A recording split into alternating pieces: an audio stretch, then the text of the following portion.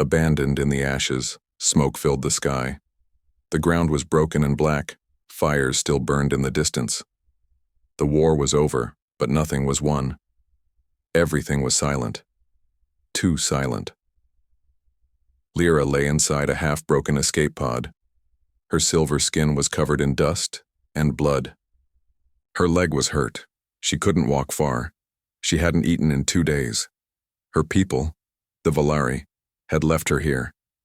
They had called her a traitor because she refused to kill a human child. Now she was alone, cold, tired, scared. She listened, carefully. There were no sounds of ships, no voices, no help. The war between her people and the humans had ended, but not with peace. It had ended with death. Both sides lost too much. Lyra crawled to the edge of the pod. The wind outside was hot and dry. The world they had fought on was now nothing but ash and ruin. She coughed and looked around. The bodies were gone. Either taken or eaten. She sat quietly, hiding. She had only one thought: survive. Suddenly, she heard a sound. Footsteps. Slow, heavy, coming from behind a fallen wall. She froze. Her heart beat faster. Maybe it was a wild beast, or worse, maybe it was one of the enemy. A human. She grabbed a small metal rod and held it tight. She was weak, but she would fight if she had to. The footsteps came closer, and then she saw him. A tall figure walked through the smoke. A man, wounded, wearing a dark, torn human uniform. His left arm hung at his side, bleeding. He looked just as broken as the world around him. Lyra gasped and held the metal rod higher. The man stopped when he saw her. His eyes widened. He didn't move for a moment. He could attack. He could kill her. But he didn't. Instead, he raised both hands slowly. No weapons, no threat. Then he reached into a pouch on his belt and pulled out a small water bottle. He rolled it across the ground toward her. Lyra didn't move. The man sat down on a piece of broken metal and rested. He didn't speak. He just looked at her with tired eyes, not angry, not afraid, just tired and sad. Lyra stared at the water. Her lips were dry, her throat burned, but she didn't trust him. Still, something about the man felt different. Minutes passed. Then she reached forward and grabbed the bottle. She sniffed it. Just water. Clean. She drank. The man smiled softly. Lyra looked at him. Her voice shook as she whispered in her own language, "Why did you help me?" He didn't understand the words, but maybe he understood the feeling. He pointed to his chest. "Ray," he said. She blinked, then slowly pointed to herself. "Lyra?" He nodded. Then he took out a small bag of dried food and placed it between them. He pushed it a little closer to her. Lyra looked at it, then looked at him. She didn't move, but she didn't run away either. The sun began to set behind the burned hills. The wind grew colder. The man, Ray, stood up slowly and looked around. Then he pointed to a half-broken building nearby. He made a small roof shape with his hands. Shelter. Lyra hesitated, but her injured leg hurt more every hour. She couldn't survive another night alone. She followed him. The building was barely standing. A few walls, a roof with holes, but it was better than the open field. Ray gathered pieces of cloth and metal, making a soft place for her to sit. Then he built a small fire using broken wires and dry parts of old machines. Lyra sat close, warming her hands. They didn't talk. They didn't need to. 2 enemies, 2 survivors, sitting by a fire in a dead world. Ray took out a piece of broken metal and drew a simple map on the dirt. He showed the sun, a mountain, a ship. He pointed toward the mountains. Lyra understood. He was planning to leave, maybe escape, maybe find help. But he pointed to her too. He wanted her to come with him. Lyra looked at the fire, then at him. She thought of her people, how they left her, called her weak, called her broken. But this human gave her water, gave her food, gave her warmth. She gave a small nod. Ray smiled again. That night, Lyra looked at the stars through the broken roof. For the first time since the war ended, she didn't feel completely alone. Maybe not all humans were monsters, and maybe, just maybe, she wasn't broken after all.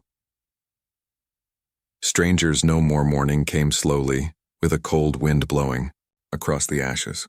The broken world looked peaceful from far away, but up close it was still full of danger. Lyra woke up to the smell of burning wires. Ray was trying to start a new fire. His hands were shaking. He had lost blood. His arm was still bleeding under a dirty cloth. But he didn't complain. He just kept working. Lyra sat up, her own body stiff with pain. Her leg was worse now, purple and swollen. But she stayed quiet. She didn't want to look weak again. Ray noticed her pain. He reached into his bag and pulled out a small canister. He sprayed it on her wound. The cold sting made her gasp, but after a few seconds the pain faded a little. She looked at him, surprised. He didn't speak her language, but his actions spoke louder than words. They sat in silence again, but this time, it was different. Ray tore a piece of cloth from his own sleeve and tied it around Lyra's ankle. She watched him closely. Why was he helping her? She was Valari, his enemy. His people had died in this war. Her people had started it, and yet he showed her kindness. Later, Ray used broken metal sheets to build a small wall around their shelter. He kept checking the sky, like he expected something, or someone. Lyra crawled to the edge of the building and looked out. She saw it too, a drone, tiny, floating far in the sky, its red eye blinking. She grabbed Ray's shoulder and pointed. He looked up and his eyes narrowed. The enemy was still watching. Ray pulled her back inside. He picked up his gun, it had only a few shots left, and checked it. Then he began packing his bag. Lyra understood they had to move, now. She tried to stand, but her leg gave out. She fell hard. Her hand scraped on the sharp floor. She bit her lip to stop herself from crying. Ray didn't say anything. He just walked over and crouched in front of her. And then, he lifted her. He carried her on his back like a soldier carrying a wounded friend. Lyra felt her heart race. No one, not even her own kind, had ever done this for her. He moved fast, even with the weight. They passed through broken streets, crushed buildings, and burned trees. The wind howled around them. The sky grew darker. And then, they heard it, a scream, not human, not Valari. Something else. Ray dropped behind a wall and laid Lyra down. He aimed his gun toward the sound. From the shadows came a creature. Not alive, not dead. A machine made from old war tech. Its eyes glowed red. Its body was twisted metal and wires. It sniffed the air. It was hunting. Ray held his breath. Lyra stayed still, barely breathing. The creature passed by, and then stopped. It turned. It saw them. Ray stood and fired. 1 shot, 2, 3. The bullets hit metal, but the creature kept coming. Ray ran, pulling Lyra behind him. They dove into a tunnel under the ground. The creature followed. Fast, hungry. Inside the dark tunnel, Lyra saw an old control panel. It was Valari tech, something she understood. She limped to it and hit a few buttons. The machine's eyes flickered. Ray aimed his last bullet. Lyra yelled, "No!" and pressed one final key. The tunnel shook. Sparks flew. The creature screamed and collapsed in fire. Ray looked at her, shocked. Lyra just gave a small smile. "I know tech," she said softly, even though he didn't understand. They found a new shelter deeper underground. It was a hidden supply room from an old Valari base. Inside were water tanks, dried food, and an old light that still worked. Ray checked Lyra's leg again. She was burning with fever now. Infection had started. He took out a human med kit, but it was broken. Useless. Lyra's vision blurred. Her head spun. She felt cold even with the fire. Before she passed out, she heard Ray's voice. Soft, unsure, whispering something in English. "You saved me. Now it's my turn." Darkness. Hours passed. When she woke, she was warm. Clean bandages on her leg. A small fire glowing. She saw Ray sitting nearby, his head leaning against the wall, sleeping with his gun on his lap. Lyra felt something in her chest. Something she hadn't felt in a long time. Safety. She reached into her belt and pulled out a small device, one her people used to mark enemies. She looked at it. Then slowly, she crushed it in her hand. She had made her choice. This human was no enemy. He was the only person who ever stayed. The enemy still watches. Darkness had fallen again. But it was not the same kind of night. This one was colder. Inside the underground shelter, silence wrapped around them like a blanket. Lyra sat near the fire, watching the flames. Ray was across from her, checking his weapon. His hand moved slowly now, not from fear but exhaustion. They were both tired, but something deeper kept them awake. Lyra looked at her leg. It was healing. The fever had passed thanks to Ray's care, but another kind of pain was building. One that came from her chest, not her wound. It was the feeling of being hunted. She could sense it. The air outside had changed. It was too still, too quiet. Even the wind didn't howl anymore. Ray stood and walked to the wall where he had drawn a rough map using black dust. He added a new mark. "We're here," he whispered, even though Lyra didn't understand his words. She walked over and pointed at a symbol he had drawn before, an old human ship graveyard. He nodded. That was their destination. If they reached it, maybe they could find parts to fix a signal, or a way off this planet. But the path would take 3 days through open land. Lyra hesitated, and then the sound came. A loud, high-pitched screech echoed from the sky above them. Ray grabbed his gun. Lyra turned off the fire. They both moved to the edge of the tunnel entrance and listened. Above ground, something flew past. Fast, cold, and watching. A tracker drone, Valerie design, military grade. It circled the area slowly, scanning for heat, movement, life. Lyra whispered in her language. "They know." Ray couldn't understand her words, but he read her eyes clearly. They were not hidden anymore. By morning, they were already moving. Ray had built a small sled from broken metal sheets. Lyra lay on it while he pulled. Her leg was still too weak for walking long distances. He moved fast, staying low, taking back paths through ruined forests and collapsed highways. They passed burned tanks, crushed ships, and old skeletons, some human, some not. Each ruin told a silent story. Every few hours, Ray stopped and checked the sky. The drone didn't return, but Lyra knew better. Valerie drones never worked alone. Somewhere behind them, others were coming. That night, they stopped near a cave. Lyra tried to walk a few steps. Her strength was slowly returning. She leaned against a rock and stared at the stars above. She remembered her home world, the glowing towers, the floating gardens, her parents, proud soldiers of the Valari Empire. She had betrayed them all the day she chose mercy over murder, and now her own kind wanted her dead. Ray walked over and handed her a can of human food. She opened it and took a bite. Salty, dry, but warm. Better than the cold, Ray said with a smile. She didn't understand the words, but the warmth in his voice made her smile back. They shared the small fire again. But just when comfort began to return, they heard something. Footsteps. Not one. Not two. Many. Ray grabbed his gun and motioned for Lyra to stay quiet. He crept toward the edge of the cave and looked out.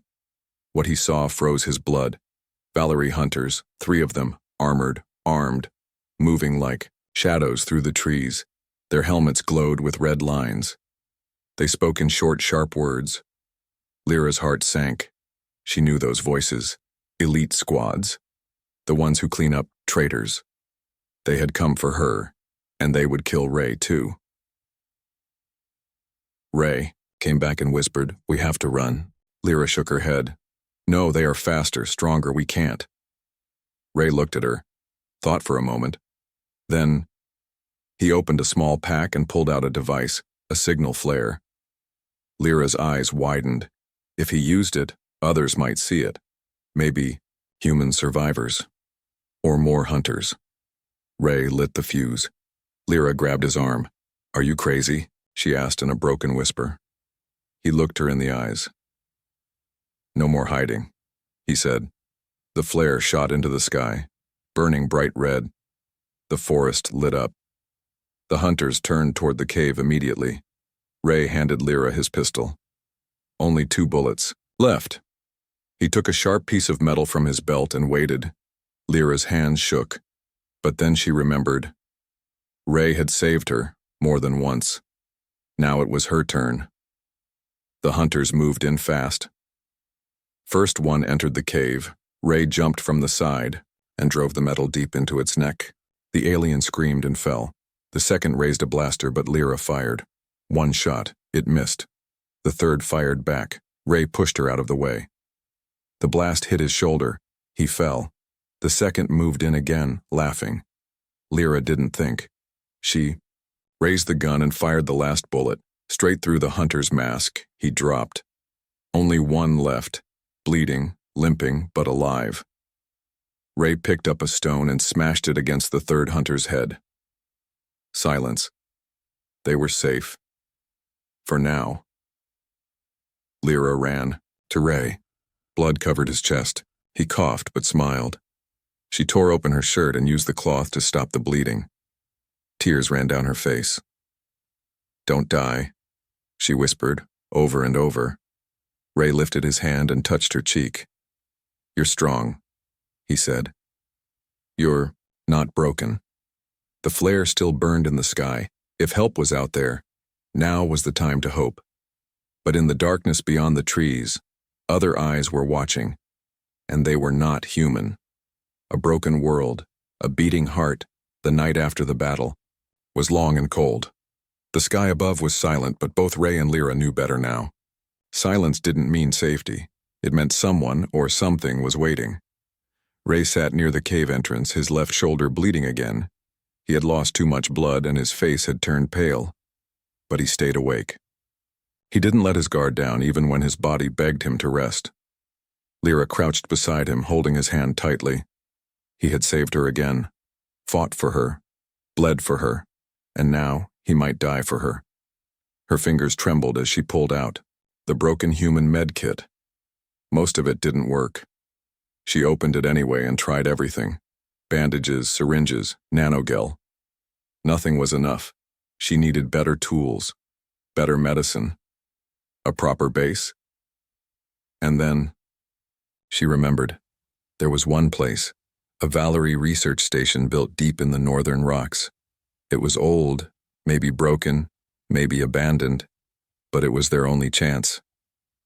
Ray was drifting in and out of sleep now. Lyra leaned close and whispered, "I will get you there, I promise." 2 days passed. Ray was unconscious most of the time. Lyra placed him on the metal sled again and began pulling him across the dead land. Each step was harder than the last. Her body hurt. Her throat burned. Her food was nearly gone. But she didn't stop. She couldn't. Not for him. Not for the only being who had shown her what it meant to care, even after everything she was. Each night she stayed awake, listening for drones, creatures, or footsteps. Each day she moved quietly across the land, following broken signs and old maps stored in her memory.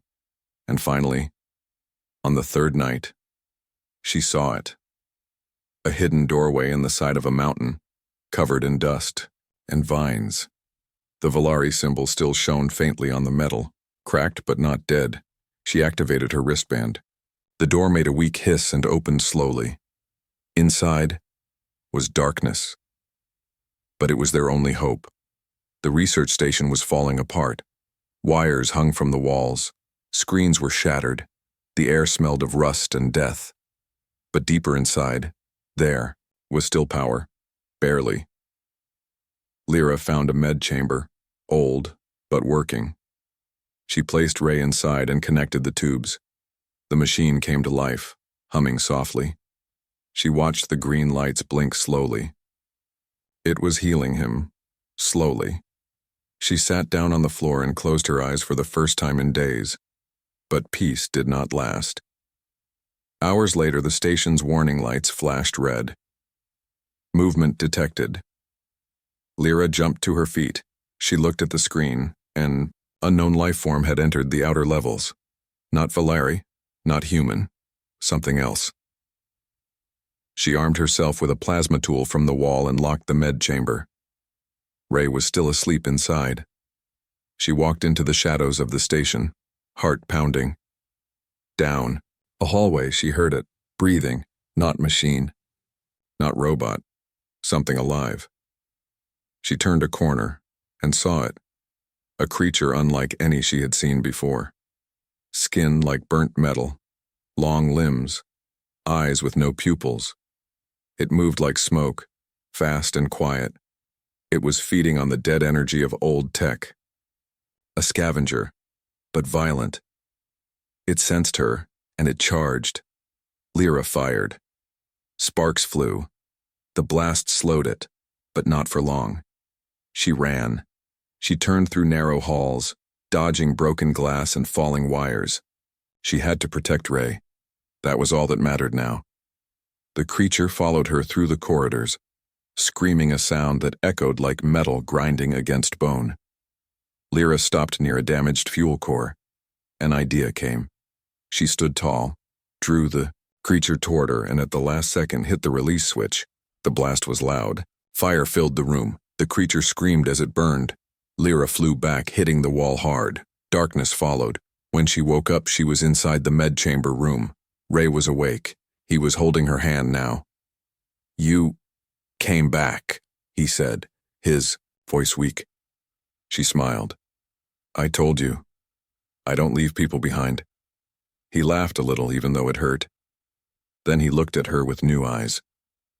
Not as a survivor, not as a former enemy, but as someone who mattered, someone he trusted. Ray stood slowly, his wounds mostly healed now.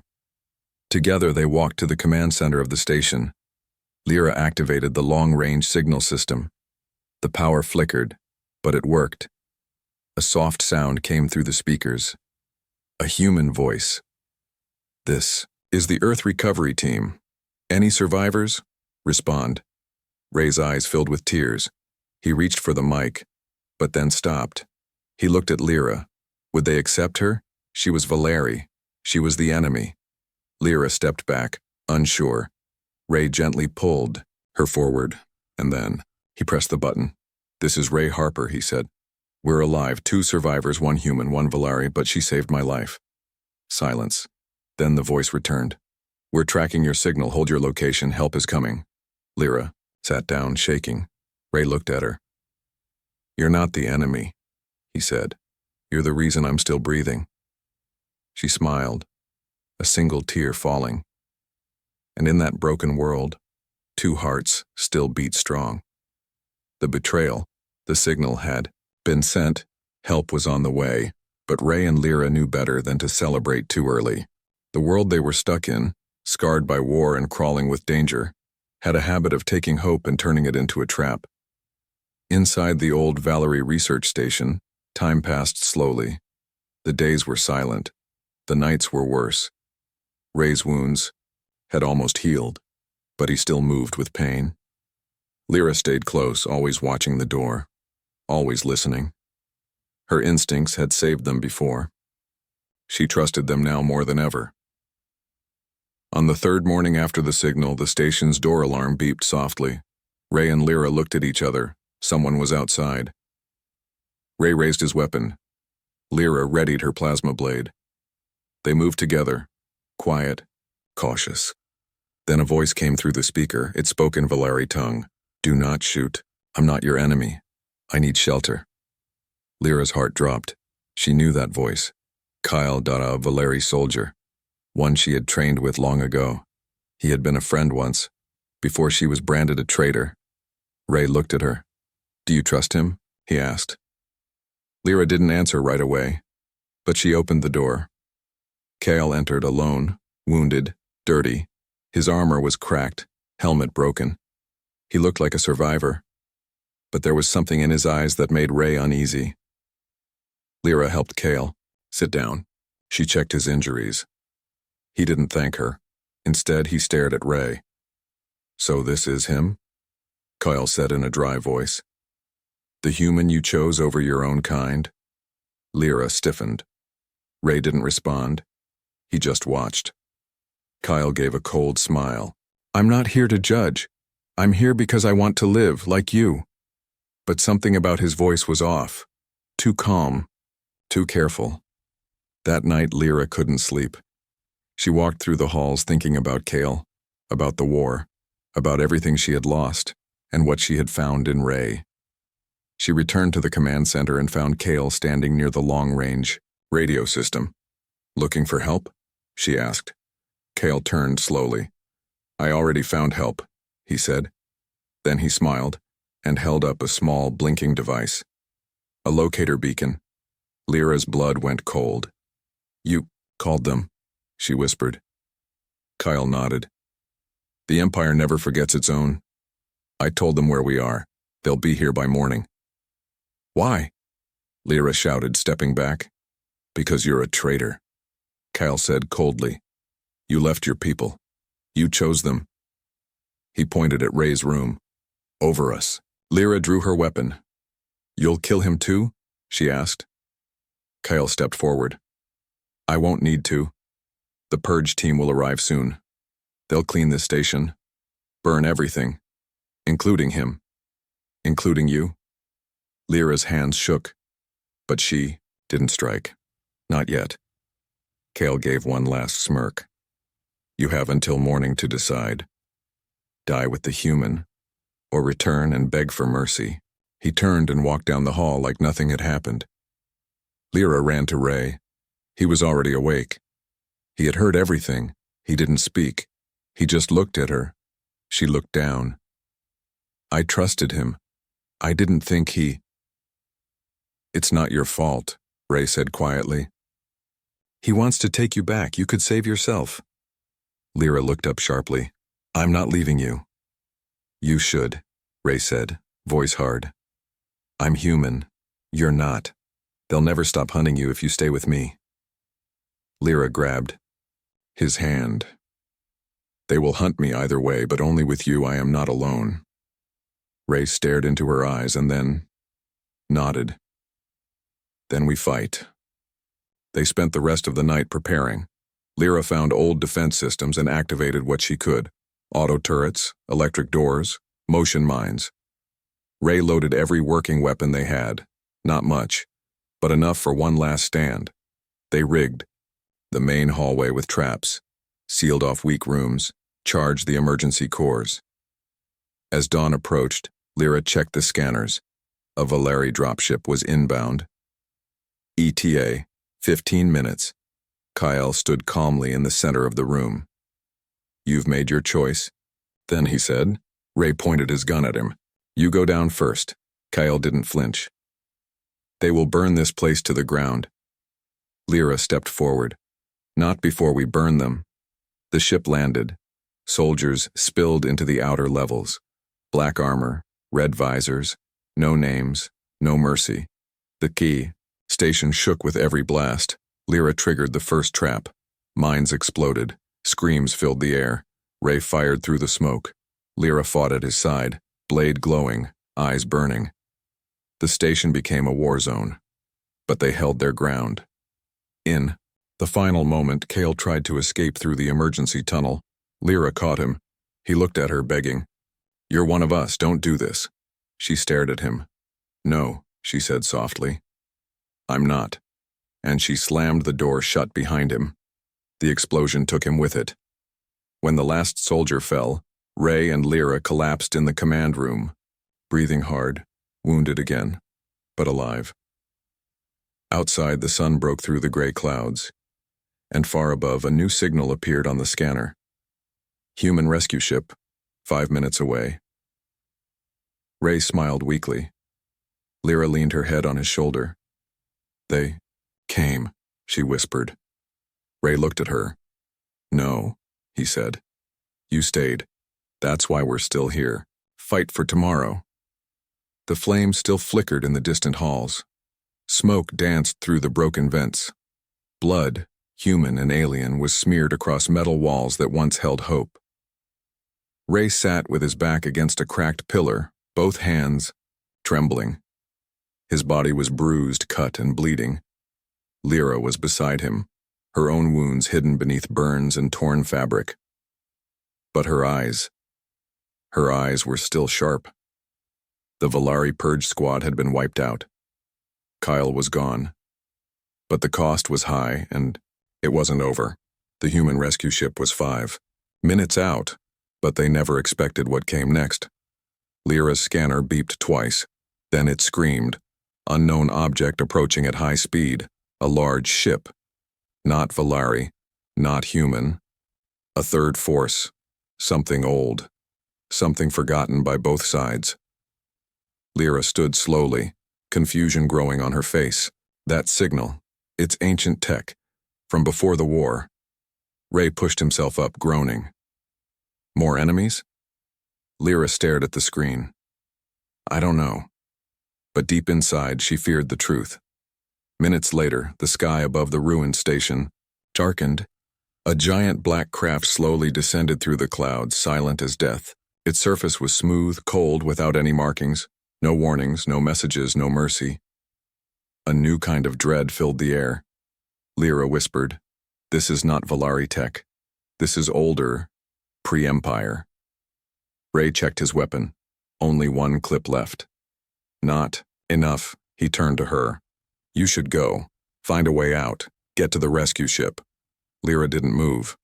"No," she said. "We finish this together." The dark ship opened. No soldiers came out.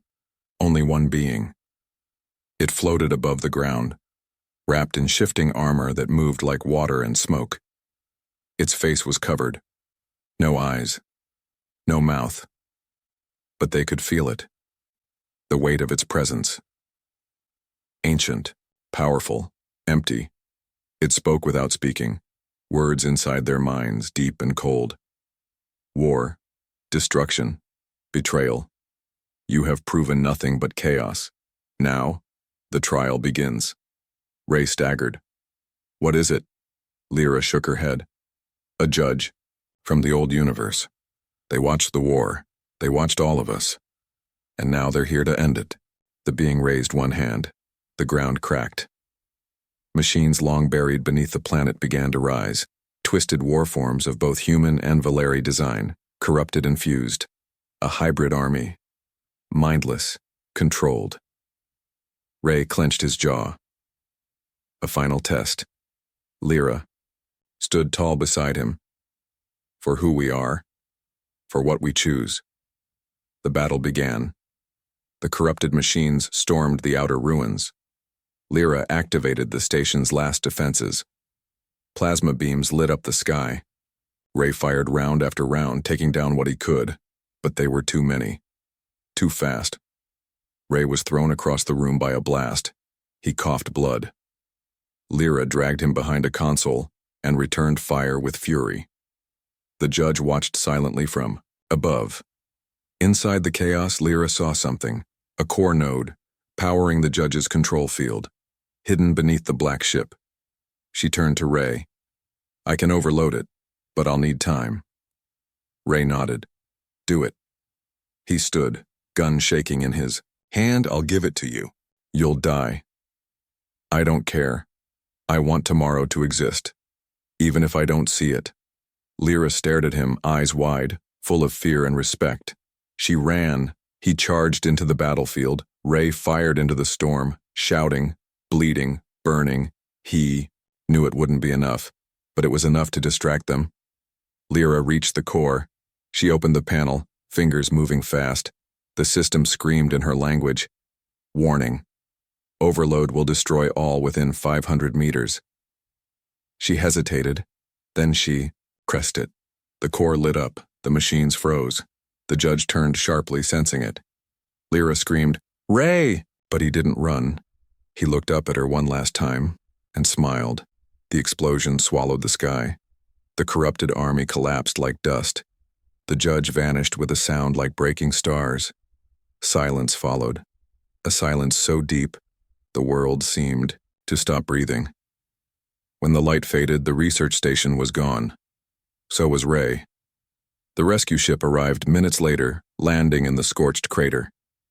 They found one survivor, burned, half-conscious, alive. Lyra. On board the ship, Lyra sat near, the window wrapped in blankets, her body weak but her heart alive. A soldier asked her, "Was anyone else with you?" She didn't answer for a long time. Then she whispered, "Yes, the one who taught me what hope is." The stars passed by slowly outside. Lyra looked at her reflection. She wasn't just Valeri now. She was more.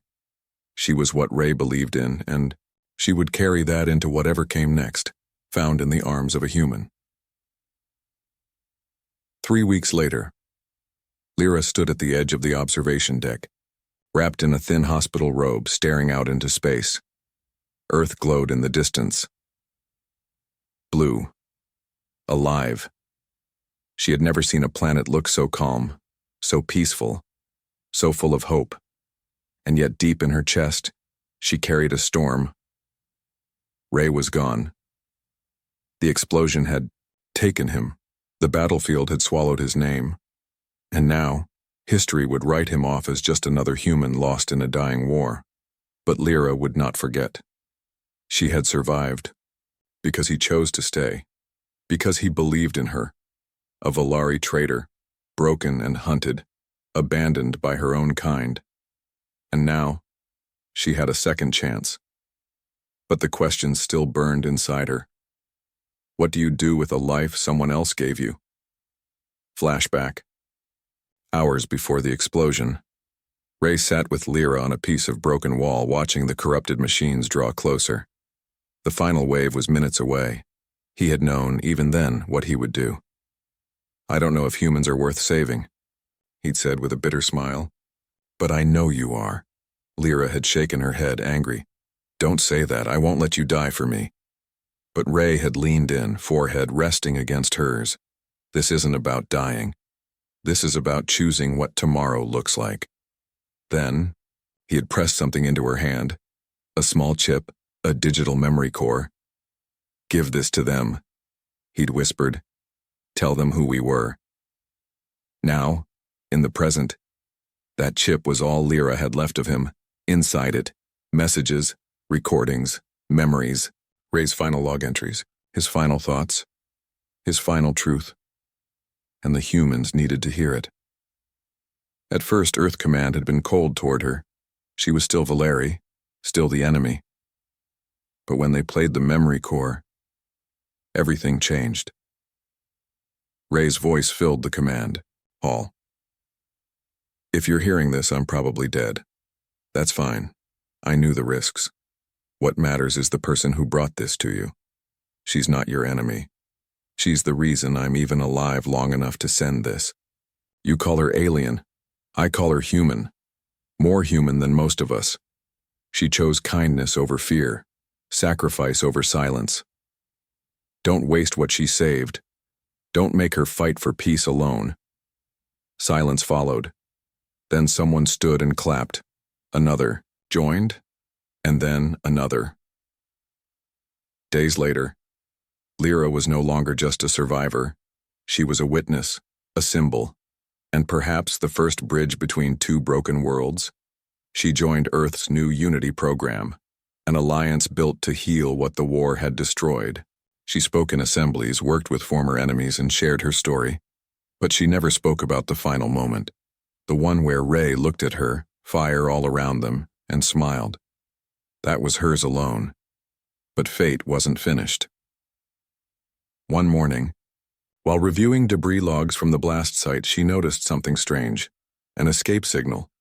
Very faint, buried under noise. Coordinates, deep space. Unknown zone. It was broadcast from a military pod. Human design. Emergency life capsule. Her heart stopped. Ray? She took it to Earth Command. They said it was impossible. The planet had exploded. No one could survive that. But she saw the data. And in the center of the signal was a code she recognized. The code Ray had used when he first told her his name. 10 days later.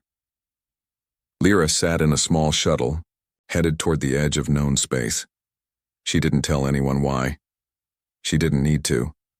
Her hand rested on the empty seat beside her. The seat where Ray used to sit. Don't be dead. She whispered, not yet. Final scene, a dark void. Somewhere in a shattered pocket of space, a small pod floated, broken, blinking, but still alive. Inside, a body lay still. Wounds, burn marks, cold breath, but the heart still beat. Slow, heavy, alive, back. On the shuttle, Lyra's voice came through the comms, shaky but strong. Ray, if you're out there, I'm coming. Just hold on a little longer. She leaned her head against the window, tears falling, and smiled, because this time, she was the one who wouldn't leave. The end.